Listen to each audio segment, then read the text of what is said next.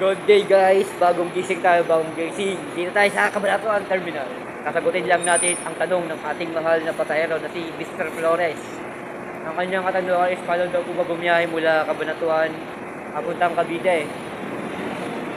Mula Cabanatuan hanggang Cavite. Wala po sa pumunta po kayo ng Terminal Cabanatuan, tapos sakay kayo ng biyaheng Pasay.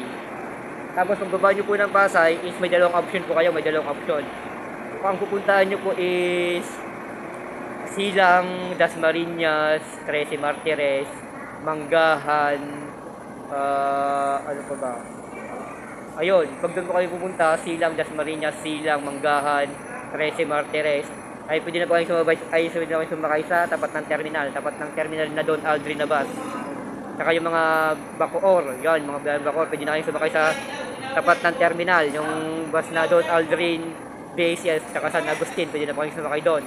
Pero pag yung pupuntahan nyo po is Naik, Tansa, General Trias, Rosario, yung mga ganyan, eh pumunta po kayo ng PITX.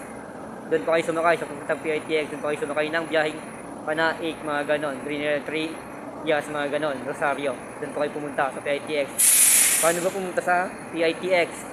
Wala po sa terminal, pwede kayo sumakay ng biyaheng PITX sa LRT o kaya sa carousel. Pwede kayo mag-LRT o kaya carousel. Pero mag-advise ko sa inyo kung wala kayong dala, mag-LRT na lang kayo, mas mabilis. Accessible ang daan, mas mabilis.